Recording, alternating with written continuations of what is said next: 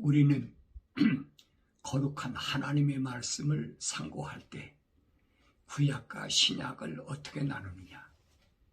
구약은 말 그대로 올드 테스타멘트다. 오래된 약속이다. 신약은 뉴 테스타멘트, 새로운 약속이다. 그러니까 언뜻 들어보면 오래된 약속이 있고 새로운 약속이 있고 별개의 것으로 그렇게 인식되고 또 그렇게 아는 사람들이 대부분입니다. 그런데 하나님 말씀은 하나예요. 왜? 하나님도 한 분이시고 하나님의 아들 예수 그리스도도 한 분이시고 성령님도 한 분이신데 어떻게 구약이 다르고 신약이 다릅니까? 옛날의 약속이 다르고 새로운 약속이 다르다. 그건 말이 안 되는 얘기예요. 그러니까 하나님 말씀을 좀 더 깊이 상고해 보면 이런 말이 오늘 나한테 뭘 말씀해 주고 있나 하는 것을 깨닫게 되는데, 그렇지 못하고 남들이 그렇다고 얘기하니까 그거 옛날 약속이야. 그 옛날 그 아브라함 때, 그러면 노아 때, 또 모세 시대에 그때 한 약속이야. 신약은 하나님의 아들 예수가 와서 우리에게 새로운 약속하신 거야. 그러니까 구약은 참고로 하고 신약이 진짜야. 그런 사람들이 얼마나 많아요.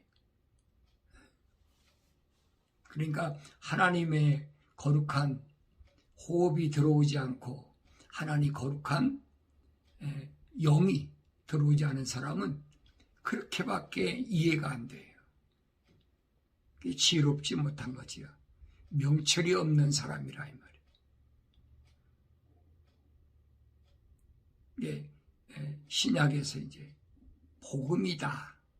복된 소식이다. 뭐가 복된 거냐?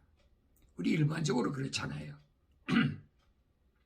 복되다 그러면 뭔가가 돈이 좀 생기든지 아니면 어쨌든 사람에게 유익한 거 이걸로 그렇게 착각하게 만들잖아요. 그 말씀이 하나님이 하신 말씀인지 누가 하신 말씀인지 상관하지 않아. 인간에게 유익한 거. 인간에게 유익한 건 뭐예요? 경제적인 거, 물질적인 거, 명예적인 거, 이런 거 얘기했잖아요. 그러니까 철학이나 과학하고 성경과는 전혀 맞지 않는다는 거예요.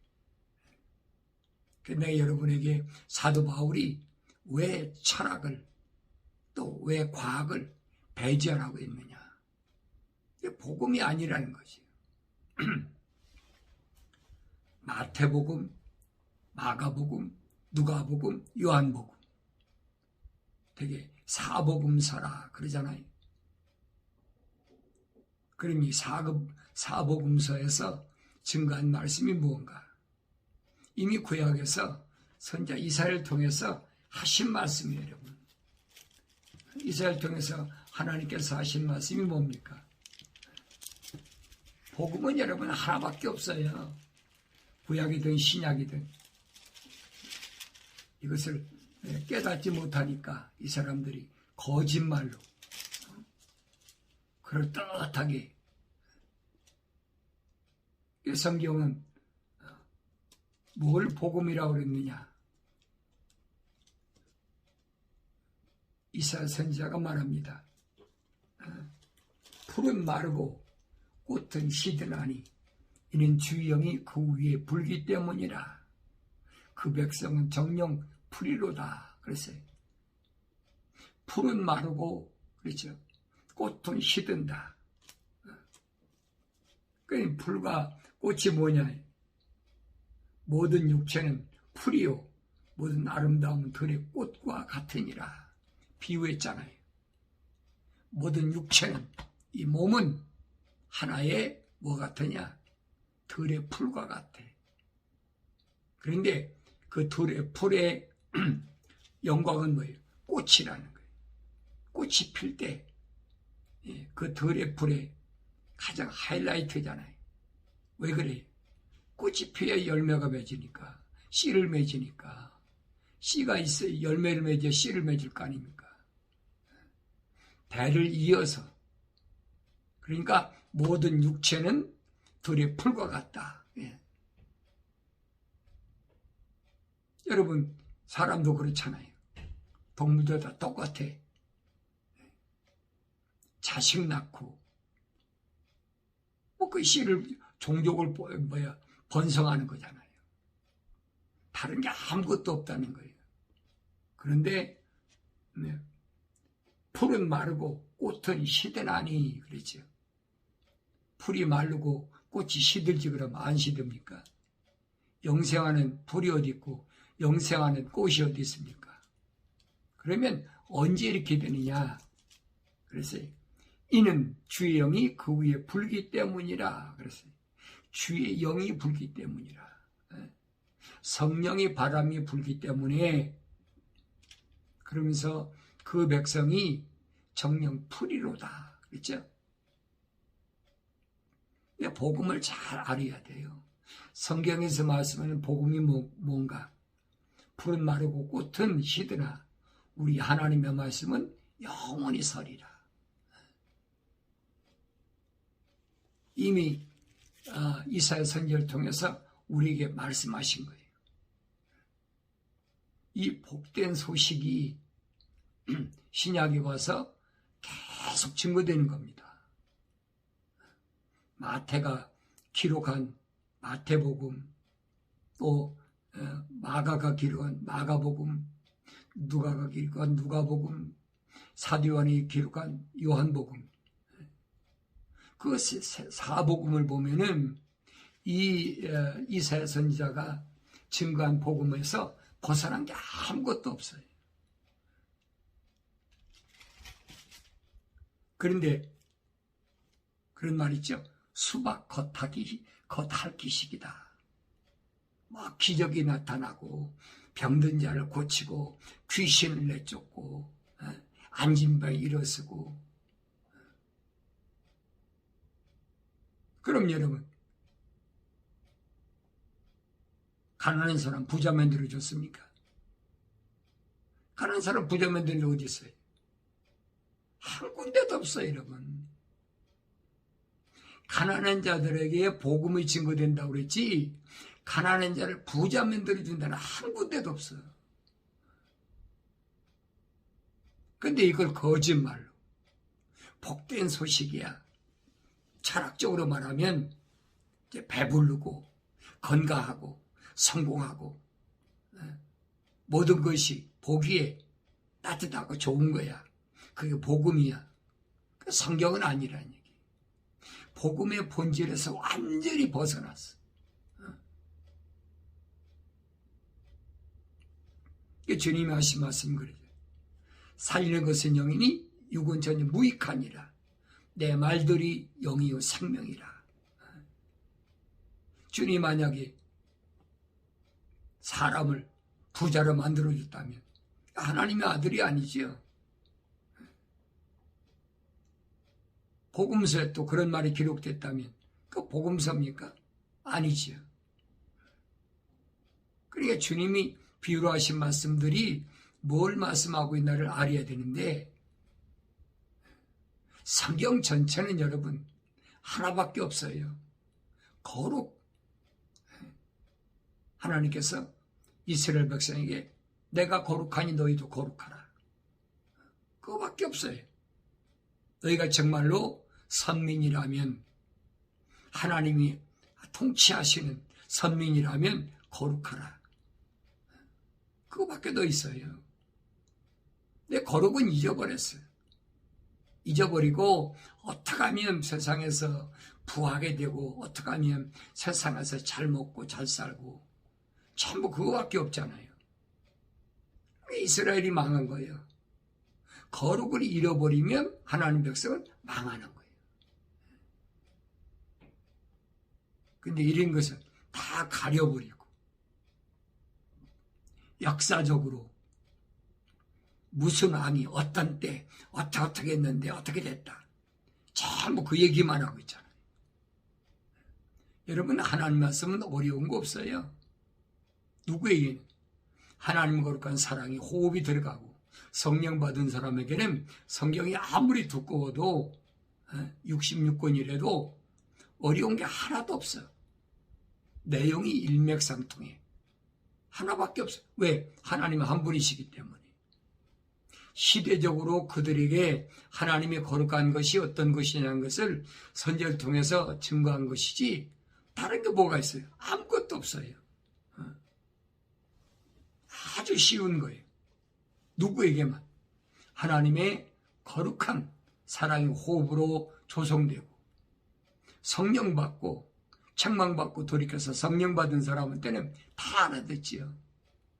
나머지 사람 못 알아듣는 거예요. 그러니까 하나님 말씀이 뭐 암호로 됐다, 뭘로 됐다,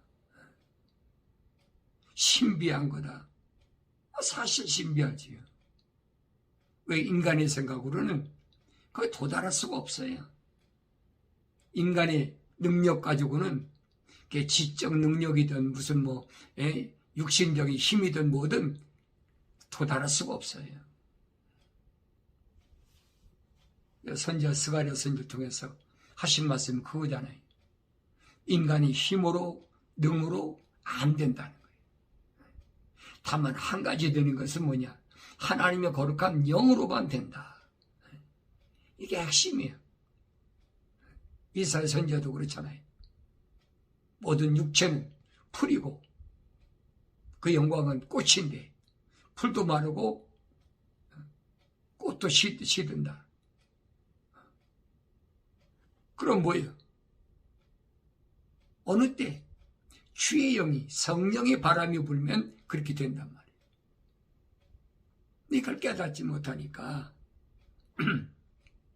어리석은 사람들을 미혹하려고 그럴듯하게 포장해가지고 귀가 안 열린 사람은 쉽게 말하면 귀가 할례받지 못한 사람은 안 들리는 거예요. 들릴 수가 있나요? 거지 된다는데, 가난하게 된다는데. 부다 청년이 여러분, 만약에 예수님께서 2000년 전에 부다 청년이 찾아왔을 때 내가 계명도 율법 다 지켰습니다. 그래? 잘했다. 칭찬하시면서 너 가진 것 가운데 얼마 선교 헌금 좀 해. 그랬으면 안 갔을지도 모르죠. 주님 그렇게 말씀하십니까? 아니잖아요. 너 가진 거 팔아가지고 불쌍한 사람들 다 나눠주고 그리고 너 따라와. 그리고 가버린 거예요. 그러니까 성경이 그래서 슬퍼하며 갔다. 영생을 위해서 찾아왔는데 영생의 길을 알고 나니까 이건 내가 감당이 안 돼. 그러니까 슬퍼하며 떠나갔다. 이건 어느 시대나 마찬가지 여러분. 이 세상에 사는 동안에 어떻게 하면 좀 나은 생활을 할까? 어떻게 하면 지금보다 좀 건강한 삶을 살까? 어떻게 하면 다른 사람들에게 존경받는 그런 존재로 내가 부각될 수 있을까? 뭐 그거밖에 없잖아요. 이게 성경과는 안 맞는다는 얘기. 그런 이런 말씀을 우리가 올바로 깨달으면 좋은데 그 깨닫지 못하니까 허덕이는 거예요. 정말로 어려워가지고 힘들어하며 허덕이는 거예요. 왜냐하면 세상은 뭐 가만히 있습니까? 약속대로 끝날에 올수록 마지막 때가 올수록 인심은 흉흉하고 역병이 일어나고 전쟁이 일어나고 그러니까 사람들이 불안해하잖아요.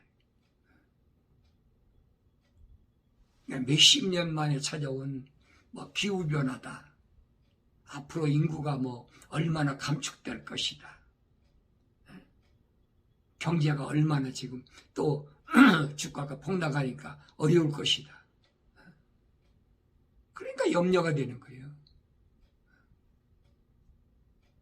그런데 주님 말씀하시잖아요. 부르심을 받은 교회에게 주님께서 말씀하신 게 뭐냐? 2000년에 말씀하신 게 뭐예요? 너 세상과 묶이지 마라. 세상과 묶이면 너는 부활하지 못해. 무슨 부활해? 첫째 부활해. 부활이 두 가지가 있어요. 바울이 그랬잖아요. 무덤에 있는 자가 먼저 부활하고 나머지는 천년이 지난 후에 부활한다. 그래서 첫째 부활은 뭐냐?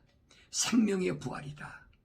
그건 천년 왕국, 주님의 왕국에 들어갈 사람들에게 첫째 부활이 참여하고, 마지막 부활은 뭐냐? 그것은 심판의 부활이다. 둘째 사망에 들어가기 위한 마지막 부활이다. 성경을 가르쳐주고 있잖아요. 그러니까 남의 말만 듣고 미혹되지 말라고 내가 여러분에게 계속 말씀드린 거 그겁니다. 내가 읽어봐야 내 아버지께서 나에게 약속하신 말씀이 뭔가를 올바로 하지. 내가 읽지 않고 남들이 얘기하는 거 이론 들어보면 그렇듯하지요. 그렇잖아요. 성경이 너 머리가 될지언정 꼬리가 되지 않게. 얼마나 좋아요. 그 머리가 되려면 어떻게 돼요? 세상에서 머리가 되려면 패권국가 수장이 돼야 되지. 조그만 지방이라도 그야 그냥 방백이 돼야 되고 출세해야 된다는 얘기예요. 그러니까 그런 말을 그렇게 알아들으니까 항상 생각이 세상에서 어떻게 하면 내가 많은 사람들에게 존경받는 대상이 될까? 그 생각밖에 안 되는 거예요. 하나님하고 상관없는 사람은 아무렇게든 상관없어요. 세상에서 대통령을 하든 도지사를 하든 주지사를 하든 그 무슨 상관이 있어요. 그러나 분명한 것은 여러분 성경을 올바로 보세요. 주님은 분명히 세상과 묶이지 말라고 그랬지. 세상과 묶이라고 그랬습니까? 묶이지 말라고 그랬잖아요. 무엇이 내 발목을 묶는 것일까? 무엇이 내 손목을 묶는 것일까? 여러분 생각을 해보죠.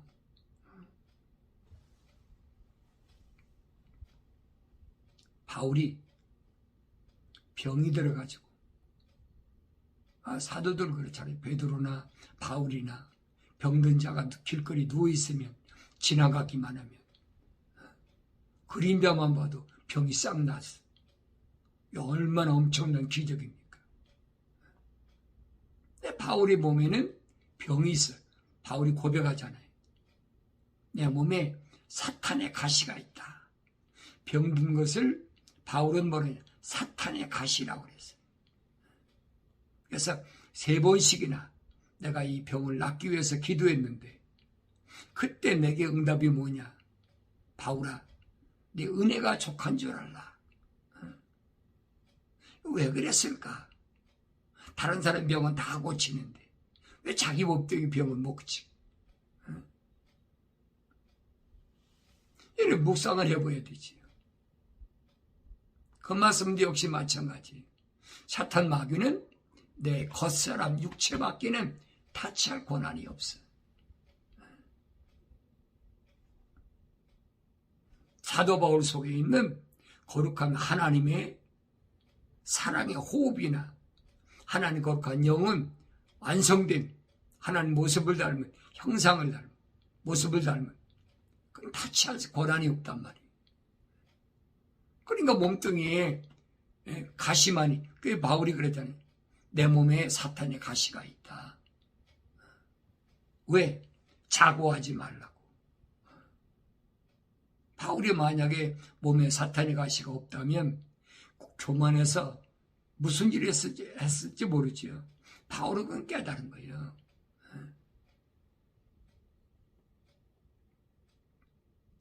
그런데 내가 복음을 전하는데 몸이 지금 병들었다, 어디가 아프다 그러면 그 시험 들어서 그런가 봐. 기도 안 해서 그래. 그리고 몰아붙이잖아요. 좀 더 심하게 얘기하면 목사도 아파? 장로도 아파? 그게 부끄러운 거예요, 그게. 그러니까 뭐 병원이나 뭐 이런 데 가면 숨기는 거죠, 신분을. 그래, 잘하세요. 바울은 분명히 자기 몸이 아픈 것이 뭐냐? 사탄의 가시라. 사탄의 가시. 사탄의 가시가 누구한테 왔어요? 구약의 욥한테 왔었잖아요. 왜? 욥을 무너뜨리려고. 온 몸에 병 들어가지고 부더기가 둑실둑실하게. 그걸 깨닫지 못했을 때는 사도 바울도 그거 고쳐달라고 기도했다는 거예요. 왜? 우리하고 똑같은 몸을 가진 사람이니까. 근데 주님의 응답은 뭐라고 했습니까? 내 은혜가 족한 줄 알라. 자고하지 말라, 이 말이. 그러니까 이런 말씀을 내가 올바로 깨닫고 하나님께서 내게 원하시는 게 뭔가, 올바로 깨닫지 못한 사람들에게 올바로 깨닫게 해주라고 주님이 말씀하신. 그래서 하나님이 일곱 영과 일곱 뼈를 가지신 분이 이 일들을 말씀하시느니라. 내가 내 행위를 아나니 내가 살아있다는 이름은 가졌으나 죽었느니라. 살았다는 이름만 있지 하는 거 보면 죽음과 똑같아. 잠자는 자가 똑같아. 그래서 주님이 누굴 깨우러 왔어요? 나사로를. 나사로야, 나오너라. 그 명령이잖아요. 그 명령 앞에 누가 거역할 겁니까? 거역할 수가 없어요, 여러분. 참빛이신 주님이 명령하시는데 누가 감히 거역합니까? 거역하지 못하지요.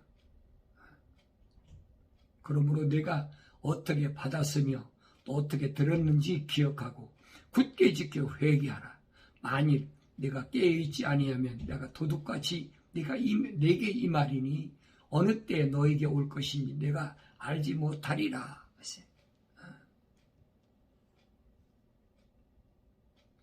어떻게 받았고 어떻게 들었어?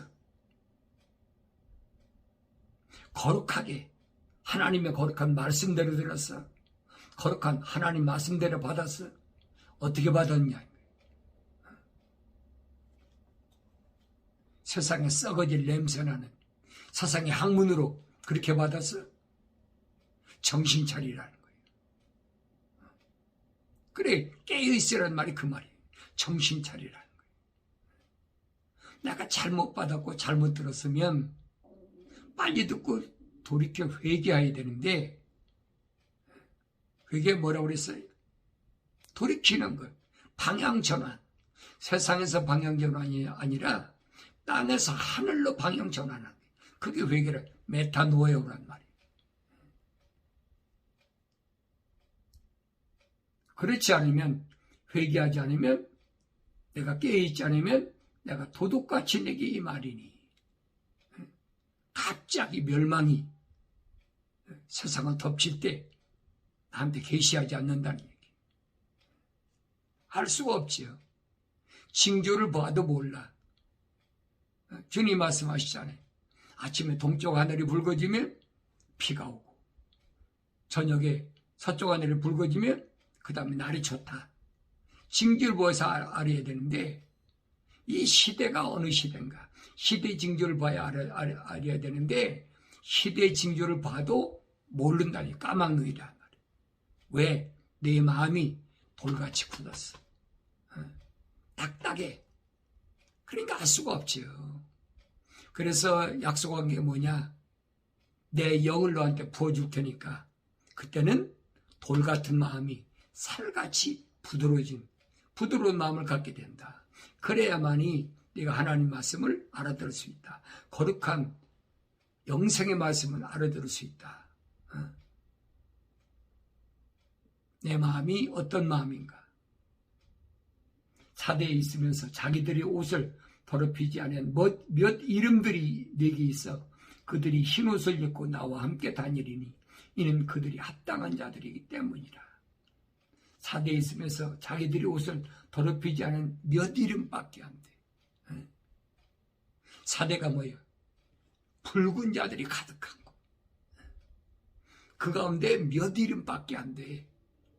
그들은 누구냐? 흰 옷 입은 사람들인데 성도의 옷이죠. 흰 옷 입은 자인데 그들은 나하고 다니기 합당한 자들이다. 누가 똑같아요? 다윗하고 똑같은 거예요. 그러면서 흰 옷을 이기는 자는 흰 옷을 입을 것이요. 내가 그 이름을 생명의 책에서 지워버리지 아니할 것이며 또 그의 이름을 내 아버지 앞과 그의 천사들 앞에서 시인할 것이라. 약속이잖아요. 반드시 흰 옷을 입어야만이 내가 생명책에서 그 이름을 지우지 않는다는 거예요. 그래서 계시록 7장에 보니까 이 흰 옷 입은 무리가 뭡니까? 대환란에서 나온 자들이다. 환란 속에서 흰 옷을 입게 된다는 얘기예요. 민족과 언어와 방백과 족속 중에서 지구촌 구석구석 중에서 많은 시련과 환란 속에서 흰 옷 입은 무리가 나오는데 그들의 이름이 뭐예요? 하나님 생명책에 기록된 자들입니다. 지우지 않겠다고 약속하시잖아요. 주님께서. 이 말씀을 누구한테 하시느냐?